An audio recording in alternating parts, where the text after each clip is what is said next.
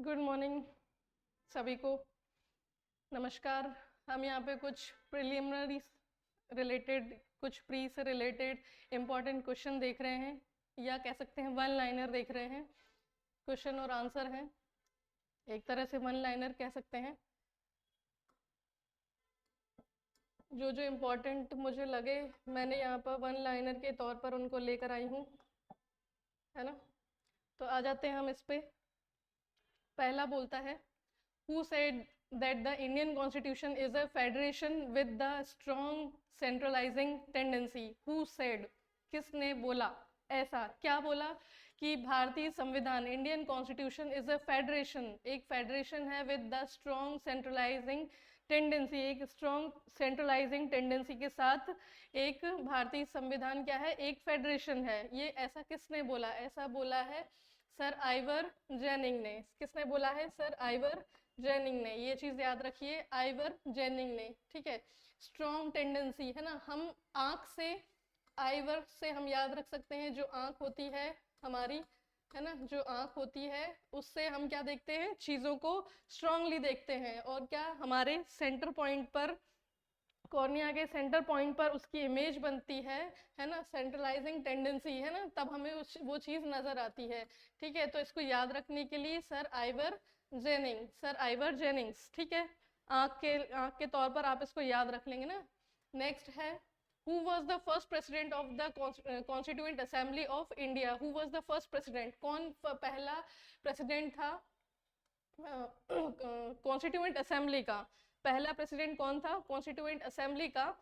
तो वो थे डॉक्टर राजेंद्र प्रसाद। कौन थे कॉन्स्टिट्यूएंट असेंबली के पहले president? Doctor Rajendra Prasad. Next है question 3, when did the constitution of Jammu and Kashmir come into force? constitution of Jammu and Kashmir कब इन फोर्स में आया? तो इसकी डेट है 26 जनवरी 1957। वहाँ पे कब आया constitution of Jammu and Kashmir? वहाँ पे इन फोर्स में कब आया? 26 जनवरी 1957 से, है ना। 26 तो आपको याद ही रहेगा, 1957 आप याद रखेंगे, है ना। क्या याद रखेंगे? 1957, 7 से याद रखेंगे, जे एंड के का साथ मिला, जे एंड के का आपको साथ मिला 26, या फिर 6 के बाद 7 आता है, 5 6 7, है ना, 6 के बाद 7 आता है, 1957। क्लियर। नेक्स्ट है fourth, who decides a dispute regarding the election of president?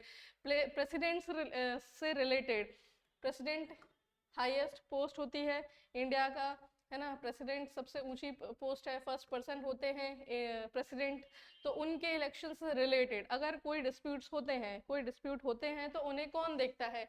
तो हमेशा ही सुप्रीम कोर्ट देखता है। ये प्री में आता है, ये क्वेश्चन प्री में आता ही है, ये क्वेश्चन प्री में आपको मिलेगा ही मिलेगा, है ना। आप चाहे किसी भी क्वेश्चन को, किसी भी पेपर को अटेम्प्ट करें, वहां पर आपको ये क्वेश्चन मिलेगा ही मिलेगा। ठीक है, नेक्स्ट आ जाओ। फिफ्थ बोलता है, which article relates to the doctrine of severability? Doctrine of severability constitution का पार्ट है, डॉक्ट्रिन ऑफ सेवरेबिलिटी, है ना। तो इसका आंसर है आर्टिकल 13, है ना। विच आर्टिकल इससे रिलेट करता है? तो आर्टिकल 13 उससे रिलेट करता है, आर्टिकल 13। नेक्स्ट है sixth, to which authority does the president submit his resignation? किस अथॉरिटी को प्रेसिडेंट अपना रेजिग्नेशन सबमिट करते हैं? तो आंसर है वाइस प्रेसिडेंट को, है ना। वाइस प्रेसिडेंट किसको सबमिट करते हैं अपना अपना रेजिग्नेशन? तो प्रेसिडेंट को। प्रेसिडेंट किसको करते हैं? वाइस प्रेसिडेंट को। ठीक है, क्लियर हुआ। यहाँ पे दोनों एक दूसरे को अपना रेजिग्नेशन सौंपते हैं। नेक्स्ट है सेवेंथ, बोलता है, who has the power to pardon a death sentence? है ना, डेथ सेंटेंस को पार्डन यानी कि क्षमादान देने की शक्ति किसको होती है? तो क्षमादान देने की शक्ति किसको होती है? प्रेसिडेंट को होती है। क्या गवर्नर को होती है? नहीं, गवर्नर को नहीं होती, गवर्नर को नहीं होती। बाकी की पार्डनिंग पावर होती है, रेमिट करने की पावर होती है, रेमिशन करने की पावर होती है, बट डेथ सेंटेंस को पार्डन करने की पावर गवर्नर को नहीं होती, प्रेसिडेंट को होती है। ठीक है, सेवेंथ बोलता है। एट्थ बोलता है, who determines the salaries of the जजेस ऑफ द सुप्रीम कोर्ट? है ना, सुप्रीम कोर्ट के जजेस की सैलरीज कौन डिटरमाइन करेगा, कौन फिक्स करता है? सुप्रीम कोर्ट के जजेस की सैलरी तो कौन करता है? ओब्वियस सी बात है, पार्लियामेंट ही करेगी। ठीक है, क्योंकि कंटिजेंसी फंड ऑफ इंडिया से पैसा जाता है, ठीक है, तो कौन डिसाइड करेगा? पार्लियामेंट डिसाइड करेगी। नेक्स्ट है, in which case it was said that the right to fly the national flag, किस केस में? ये क्वेश्चन आता ही आता है, बहुत इंपॉर्टेंट है, ये ओटी में पूछ लिया जाता है, पेपर में क्वेश्चन आता ही आता है। तो क्या है? In which case it was said that the right to fly the national flag, है ना, नेशनल फ्लैग को फहराने का right is a fundamental right of a citizen guaranteed under article 19(1)(a) of the constitution। किस case में बोला गया है कि ये फंडामेंटल राइट है सिटीजन्स का, और आर्टिकल 19(1)(a) इसकी बात करता है कॉन्स्टिट्यूशन का। तो ये बोला है Naveen Jindal versus union of India, Naveen Jindal versus union of India. इसको याद कैसे रख सकते हैं? नवीन जिंदल, है ना। तो हम जब फ्लैग को फहराते हैं तो हम एक जिंदा महसूस करते हैं कि हमारा देश किस तरह से हमारे देश ने आज़ादी प्राप्त करी, और हम जिंदा हैं, और हर दिन हमारे लिए एक नया दिन होता है। जब हम फ्लैग होस्टिंग करते हैं तो हमें इस चीज़ का एहसास होता है कि ये दिन हमारे लिए नया है ना, नवीन जिंदल। और हम सभी लोग बच्चे नया झंडा लेते हैं, है ना, Jindal versus union of India, आप ये याद रखेंगे। नेक्स्ट है, हु सेड, दिखाई दे रहा है, who said who shall issue notice if any territory becomes a part of India, who shall issue notice, कौन इशू करेगा नोटिस? किस चीज़ का नोटिस? कि any territory become a part of India, कोई भी टेरिटरी इंडिया का पार्ट बन गई है, कौन डिसाइड करेगा, कौन इशू करेगा? तो गवर्नमेंट ऑफ इंडिया इस चीज़ को इशू करेगी। कौन इशू करेगा? गवर्नमेंट ऑफ इंडिया इसको इशू करेगी। नेक्स्ट है 11th, नेक्स्ट है 11th बोलता है, a person 20-year-old instigate his sister, 20 साल का जो लड़का है वो अपनी सिस्टर को इंस्टिगेट करता है। सिस्टर बी क्या इंस्टिगेट करता है? हु इज 6-year-old, जो कि 6 साल की है। एक 20 साल का उसका भाई है, अपनी 6 साल छोटी बहन को इंस्टिगेट करता है, यानी कि उकसाता है। इंस्टिगेट करना मतलब उकसाना। To pick the pocket of a passenger, है ना, कि एक पैसेंजर की पॉकेट में से कुछ पिक करे। As soon B tries to take out the purse, जैसे ही बी उसमें से उसको पर्स लेने की कोशिश करती है, and put it in her school bag, और उसको अपने स्कूल बैग में रख लेती है। शी इज कॉट, और उसको पकड़ लिया जाता है। when the purse was opened it was found empty, और जब पर्स को खोला जाता है तो वो खाली खाली पाया जाता है, उस पर्स के अंदर कुछ भी नहीं था।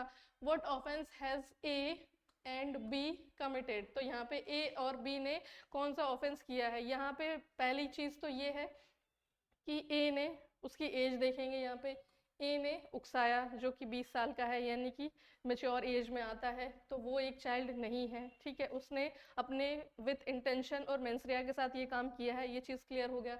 अब उसने किसको उकसाया? तो एक 6 साल छोटी बच्ची ने उकसाया, तो उसको जनरल एक्सेप्शंस का यहाँ पर बेनिफिट मिल जाएगा, है ना, क्योंकि वो 7 साल या 12 साल से कम उम्र की बच्ची है ना। तो अब उसका तो कोई ऑफेंस नहीं बनता, ये चीज़ क्लियर हो गई। अब यहाँ पे जो कंफ्यूजन वाला जो ऑप्शन है या जो पॉइंट है वो ये है कि जैसे ही उसने स्कूल बैग में रखा और उसको पकड़ लिया गया और पर्स को देखा तो पर्स खाली था। पर्स क्या था? खाली था। तो क्या अब ऐसे में कोई ऑफेंस बनता है क्या? कौन सा ऑफेंस बनता है? पहली चीज तो उसने इंस्टिगेट किया था, है ना, तो यहाँ पे एक अबेटमेंट की बात आती है। अबेटमेंट मतलब उकसाना, ठीक है। तो यहाँ पर आंसर हो जाएगा only A is guilty of abetment, B is not liable, है ना। जैसे मैंने बताया बी की कोई लाइबिलिटी नहीं बनती यहाँ पर, क्योंकि वो 6 साल छोटी है, उसे नहीं पता वो क्या कर रही है, उससे क्या करवाया जा रहा है उसे नहीं पता। तो यहाँ पर ए गिल्टी होगा किस चीज़ का? अबेटमेंट का। क्लियर? ए गिल्टी होगा क्योंकि वो हर चीज़ को समझने लायक उसकी उम्र है, कि वो क्या कर रहा है, क्या करवा रहा है, उसकी उम्र समझने लायक है, ठीक है। नेक्स्ट है, अब यहाँ पे ये कि पर्स खाली मिला उसके बाद भी क्या वो अबेटमेंट का केस उसके ऊपर बनेगा? एग्जैक्टली अगर पर्स खाली था या नहीं था उससे फ़र्क नहीं पड़ता, जो ऑफेंस किया गया वो मैटर करता है। नेक्स्ट आ जाते हैं 12 which case propounded the doctrine of joint liability, कौन सा केस बताता है doctrine of joint liability? तो आंसर है रेग वर्सेस क्रूज। रेग वर्सेस क्रूज का जो मैटर है वो किसकी बात करता है? जॉइंट लाइबिलिटी की बात करता है। किसकी बात करता है? जॉइंट लाइबिलिटी की बात करता है। क्लियर? नेक्स्ट आ जाते हैं, which section of the Indian Penal Code defines the word act, है ना? कौन सा सेक्शन लिमिट, कौन सा सेक्शन आईपीसी का कौन सा सेक्शन डिफाइन करता है एक्ट को? एक्ट को कौन सा सेक्शन डिफाइन करता है? तो सेक्शन 33 यहाँ पर डिफाइन करता है। नेक्स्ट है 14, which section of the Indian Penal Code punishes promoting enmity between group, है ना? Promoting enmity between groups on the basis of religion, है ना? तो रिलीजन के बेसिस पर किसी ग्रुप में एनमिटी को फैलाना किस सेक्शन के तहत अंडर आईपीसी पनिशमेंट होगा या ऑफेंस होगा? सेक्शन 153 ए आईपीसी क्या होगा? पनिशेबल होगा। सेक्शन 153 ए आईपीसी किसी ग्रुप में एनमिटी को प्रमोट करना या फैलाना अंडर सेक्शन 153 ऑफ आईपीसी क्या होगा? पनिशेबल होगा। अभी फिलहाल की कंडीशन में आईपीसी लागू है। नेक्स्ट इसके बाद हमारे पास आने वाली है भारतीय न्याय संहिता, है ना? जिसका सेक्शन में भी ये अलग होगा। तो वो हम जब वो लागू हो जाएगी, हम जब उसको पढ़ेंगे। फिलहाल जो अभी आसपास जितने भी जितने भी एग्जाम्स आने वाले हैं, वेदर इट इज़ प्री और मेंस, उसमें पुराने ही एक्ट के तहत क्वेश्चंस पूछे जाएंगे। तो आप पुराने ही सेक्शंस को याद रखें फिलहाल की कंडीशन में। आई नो कि ये दिक्कत आपको थोड़ी सी देने वाली है, तो उसके एसेंशियल्स बहुत ज़्यादा चेंज नहीं हुए। किसी सेक्शन में पनिशमेंट थोड़ी बहुत चेंज हुई हैं, जो जिनका ऐसा सेक्शन जिनका कोई यूज़ नहीं है आज के टाइम पे, क्योंकि वो ब्रिटिशर्स के टाइम पे वो चीज़ें बनाई गई थी। उस टाइम की महंगाई और आज की महंगाई को लेके कुछ पनिशमेंट्स जो हैं, जैसे 50 रुपये 10 रुपये इस तरह की चीज़ें की पहले बात करते थे, उन चीज़ों को हटा दिया गया है। तो दैट इज़ फेयर इनफ कि अगर चेंजेस हुए हैं तो अब हमें उनको पढ़ने तो पड़ेंगे, बट ठीक है, फिलहाल हमें यही याद रखना है। तो ये बोलता है अगर आप किसी ग्रुप में किसी तरह की एनमिटी को प्रमोट करते हैं तो सेक्शन 153 ऑफ आईपीसी वहाँ पे अप्लाई हो जाएगा। नेक्स्ट है 15th, which section is related to theft?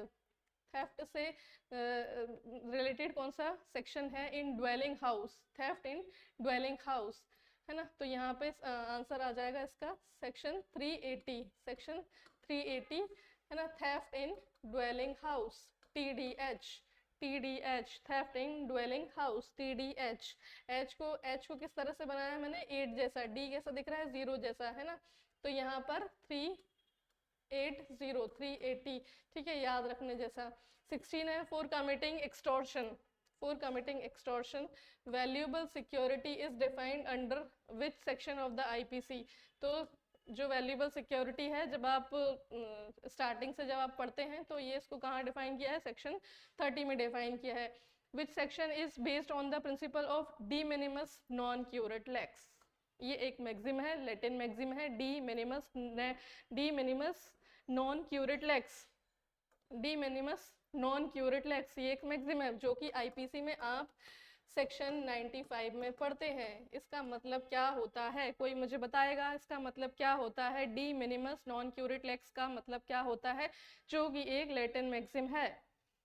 इसका सेक्शन 95 में आईपीसी, आपने 95 बहुत अच्छे से अगर पढ़ी है या नॉर्मल भी पढ़ी है तो आपको पता चल जाएगा कि सेक्शन 95 बोलता है, हिंदी में मैं अगर बता दूं तो, विधि जो है तुच्छ बातों पर ध्यान नहीं देती है, विधि छोटी छोटी बातों पर ध्यान नहीं देती है। तो डी मिनिमस मिनिमस मतलब छोटी छोटी चीजें, डी minimus non curate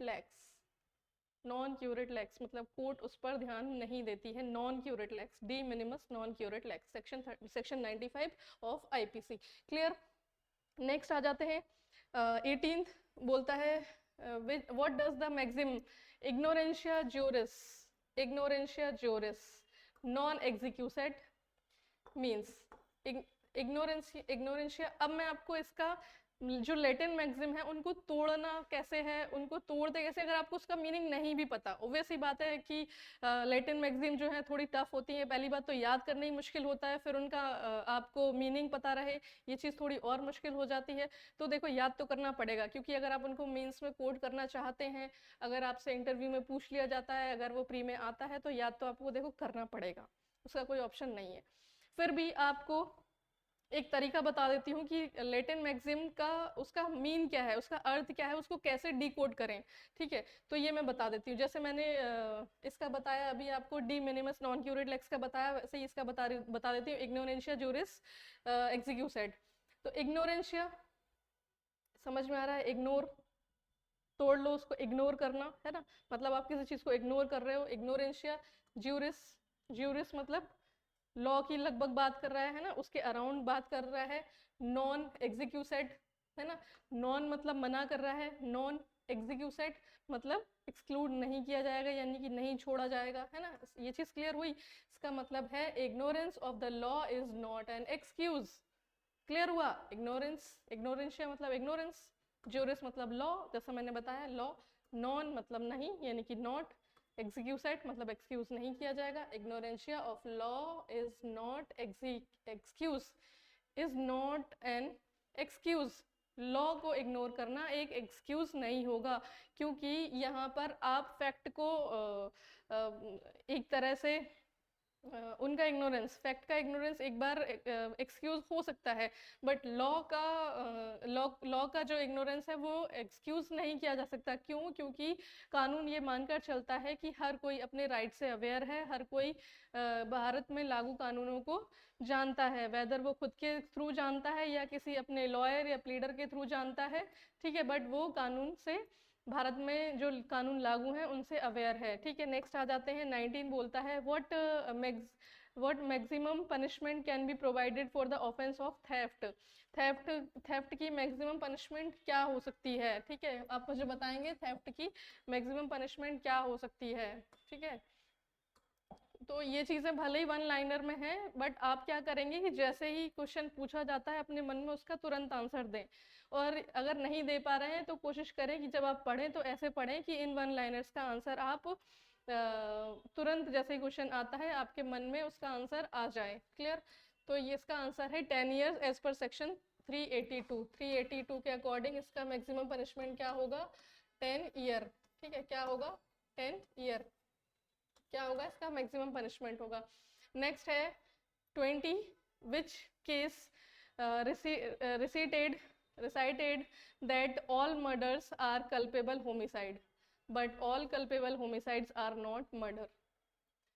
All murders are culpable homicide, but all culpable homicides are not murder. सारे जो मर्डर हैं वो culpable homicide हो सकते हैं, but जितने भी culpable homicide हैं वो क्या मर्डर नहीं हो सकते। ठीक है, 299 299 और 300 300 है ना, 299 और 300 बात करता है कल्पेबल होमिसाइड की और मर्डर की। यहाँ पे बोला है किस केस में इस चीज़ को रिसाइड किया गया है कि सारे मर्डर्स कल्पेबल होमिसाइड हो सकते हैं, बट सारे कल्पेबल होमिसाइड मर्डर नहीं हो सकते। तो बोला गया है Rampal Singh versus state of UP 2012। इस एक्ट में बोला गया है Rampal Singh versus state of UP 2012। ठीक है, इसको याद रखेंगे। ठीक है, नेक्स्ट है 21, A find 100 rupee note on the high road, है ना। ए को क्या मिलता है? 100 रुपए का नोट मिलता है एक रोड पर। He does not know to whom it belongs, उसे नहीं पता कि वो किसका है। He takes it and leave from the place. What offence A has committed, वो उसको उठाता है और वहाँ से चला जाता है। तो यहाँ पे उसने किसी तरह का कोई ऑफेंस नहीं किया क्योंकि उसे नहीं पता था। ठीक है, बट ये है कि अब आगे इसको इसमें बोला जाता कि वो यूज़ करता है तो यहाँ पे ऑफेंस बनता है ना, वो उसको अपने लिए यूज़ करेगा तो ऑफेंस बनेगा। और उसको पता होते हुए कि वो किसको बिलोंग करता है उसके बाद भी उसको फाइंड करके उसको लौटाने की कोशिश नहीं करता है तो भी अगेन वहाँ पे ऑफेंस बनेगा। नेक्स्ट आ जाता है 22, which section provide for the presumption as to documents produced as record of evidence. तो यहाँ पे कौन से सेक्शन का प्रिजम्पशन आ जाएगा, ठीक है, तो section 80 of Indian Evidence Act का प्रिजम्पशन यहाँ पे आ जाएगा, section 80 of Evidence Act presumption आ जाएगा, ठीक है। 23 आ जाते हैं, which section defines admission in the Indian Evidence Act, which section defines admission in the Indian Evidence Act, किस सेक्शन में एडमिशन को डिफाइन किया गया है, तो सेक्शन 17 इंडियन एविडेंस एक्ट में एडमिशन को डिफाइन किया गया है ना, सेक्शन 17 में एडमिशन को डिफाइन किया है, ये चीज़ याद रखिए। 24 बोलता है which section of the Indian Evidence Act provide the principle of res judicata, है ना, प्रिंसिपल ऑफ रेस जुडिकेटा कहाँ पर डिफाइन किया गया है, तो सेक्शन 40 में, सेक्शन 40 में, है ना, इसको डिफाइन किया है इंडियन एविडेंस एक्ट में, है ना। नेक्स्ट है 25, what number of witnesses are required to prove the offence of dacoity, which what number of witness, है ना, कितने नंबर ऑफ विटनेसेस जो हैं, जो ज़रूरत है उनकी to prove the offence of dacoity, है ना, कितने विटनेसेस की आवश्यकता है, तो यहाँ पे कोई भी नंबर हो सकता है ना, कोई भी नंबर हो सकता है, विटनेसेस का कोई नंबर नहीं होगा, ठीक है। नेक्स्ट है 26, the Indian Evidence Act, what evidence may be given, evidence related to the, answer है evidence related to the fact and issue and relevant fact and issue से और रिलेटेड और रिलेवेंट फैक्ट से रिलेटेड क्या evidence दिया जा सकता है, क्या है एविडेंस दिया जा सकता है, फैक्ट एंड इशू और रिलेवेंट फैक्ट से रिलेटेड एविडेंस दिया जा सकता है, क्लियर। नेक्स्ट है 27, what kind of divorce is termed as मुबारात, है ना, किस टाइप के डिवोर्स को क्या बोलते हैं, मुबारात बोलते हैं, किस टाइप के डिवोर्स को मुबारात बोलते हैं, डिवोर्स बाय म्यूचुअल एग्रीमेंट, मुबारात से आप याद रखेंगे म्यूचुअल एग्रीमेंट, जो दो लोगों का आपस में एग्रीमेंट होता है, उसके थ्रू अगर कोई डिवोर्स होता है उसको क्या बोलते हैं, मुबारात बोलते हैं, ठीक है, याद रखेंगे ये। ऑल्दो इसमें तो नहीं आता, हमारे MP सिविल जज में तो नहीं आता, छत्तीसगढ़ सिविल जज में भी नहीं आता, बट जिस भी स्टेट में ये आता है तो आप इसको याद रख लेंगे, क्या आ जाएगा, मुबारात। 28 है, what is required to remarry with a divorced wife under Muslim act, Muslim law, है ना, क्या चीज़ की ज़रूरत होगी उसको रीमैरी करने के लिए, तो यहाँ पे है प्रैक्टिस ऑफ हलाला, एक प्रैक्टिस होती है हलाला, ठीक है, तो जो इस कम्युनिटी से बिलोंग करते हैं उनको इसका बेहतर तरीके से उनको पता है कि हलाला क्या होता है, तो इस प्रैक्टिस के बाद वो रीमैरी कर सकते हैं। नेक्स्ट आ जाता है 29, when a Muslim renounced Islam, what is it called, है ना, मुस्लिम रेनाउंस इस्लाम जो है उसको क्या बोला जाता है, इसको अपोस्टेसी बोला जाता है। 30 है, व्हाट डज द टर्म इद्दत मीन्स, इद्दत मीन्स क्या होता है, वेटिंग पीरियड, जो इद्दत होता है वो क्या होता है, एक तरह का वेटिंग पीरियड को इद्दत बोला गया है ना, वेटिंग पीरियड को इद्दत बोला गया है। 31, what kind of dower is मेहर मुसम्मा क्या बोला जाता है, तो स्पेसिफाइड जो डार होता है उसको मेहर मुसम्मा बोला जाता है। 32, which section of the transfer of property act provides for transfer by an ostensible owner, ostensible owner की बात करता है, transfer of property act provide, है ना, क्या transfer by a ostensible owner, तो यहाँ पे सेक्शन 41 आ जाएगा, ठीक है, TP act, transfer of property act, जो TPA का सेक्शन 41 है वो इसके अंडर आ जाएगा। नेक्स्ट है 33, when the transfer of property act come into force,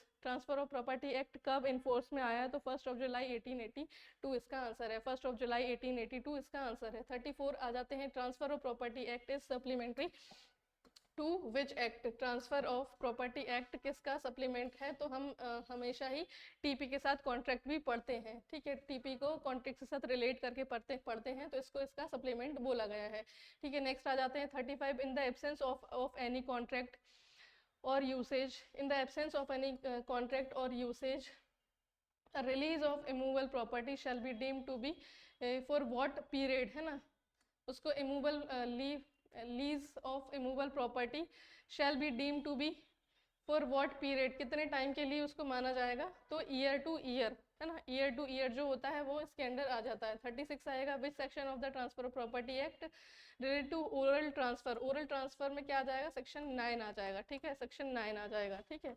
next है 37, criminal procedure, in criminal procedure when evidence is deficient, when evidence is deficient which section provide for the release of the accused, है ना, which section is provide for the release of accused, तो यहाँ पे section 169 आ जाएगा, section 169 यहाँ पर आ जाएगा। Next है 38, which section of the criminal procedure code is related to the submission of the police report, किससे रिलेटेड है, पुलिस रिपोर्ट से रिलेटेड है, तो यहाँ पे आ जाएगा सेक्शन 173, है ना, पुलिस रिपोर्ट से रिलेटेड हो जाएगा, सबमिशन ऑफ पुलिस रिपोर्ट, है ना।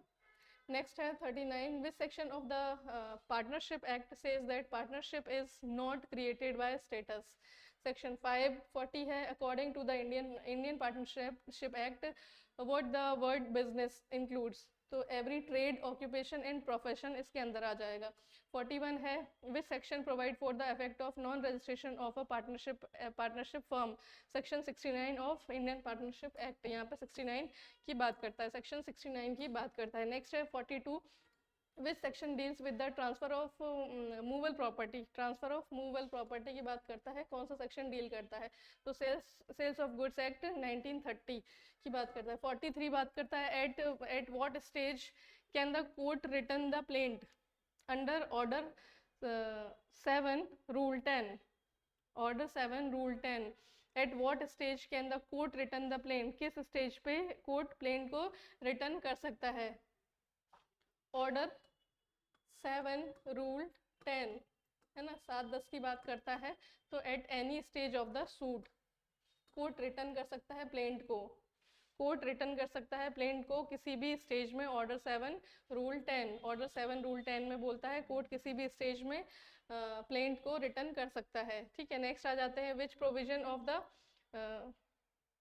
सूट की किसी भी स्टेज पर प्लेंट को रिटर्न कर सकता है। नेक्स्ट है, which provision of the CPC reason for the rejection of plaint, यहाँ पर रीजन बताया है, तो रीजन बता दिया है ऑर्डर 7 रूल 11 में, है ना, रूल 11 में उसका रीजंस उसके बताए गए हैं, ठीक है। नेक्स्ट आ जाते हैं, which section of the CPC the principle of री इंस्टीट्यूशन, प्रिंसिपल ऑफ री इंस्टीट्यूशन बोला गया बताया है सेक्शन 144 में, प्रिंसिपल ऑफ री इंस्टीट्यूशन को अगर हम देखें तो री इंस्टीट्यूशन, है ना, री वापस से रिपीट हो रहे हैं 44 री इंस्टीट्यूशन 144।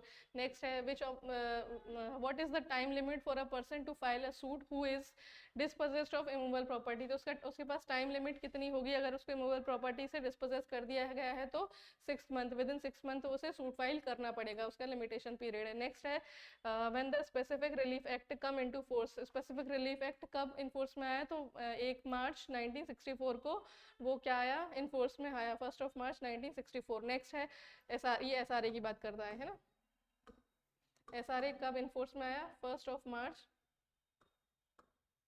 1964, है ना, 1964। नेक्स्ट है, what does the term legal disability means as per limitation act, legal disability जब हमने लिमिटेशन एक्ट पढ़ा तो यहाँ पे आता है माइनर, इंसेन और इडियट, 3 लोगों की बात करता है, माइनर, इंसेन और इडियट, माइनर, इंसेन और इडियट, ठीक है। नेक्स्ट है, how shall the time mentioned in the instrument of limitation period to be computed as per the Gregorian calendar के according उसको काउंट किया जाता है, किसी और शक संमत विक्रम संमत के थ्रू नहीं होगा वो, या फिर कोई और जो जिस भी कम्युनिटी में लागू होता है उसके तहत नहीं होगा, यहाँ पे ओवरऑल एक ग्रेगोरियन कैलेंडर की बात करता है। नेक्स्ट है, what is a suit said to be instituted in the court when suit said कब इंस्टीट्यूट माना जाएगा, जब प्रेजेंटेशन प्लेन का प्रॉपर ऑफिसर के सामने प्रेजेंटमेंट होता है तब वो इंस्टीट्यूट मान लिया जाएगा। नेक्स्ट है, what is the limitation period for foreclosure, है ना, फोरक्लोजर के लिए लिमिटेशन पीरियड क्या है, तो 30 साल है, क्या है, 30 साल,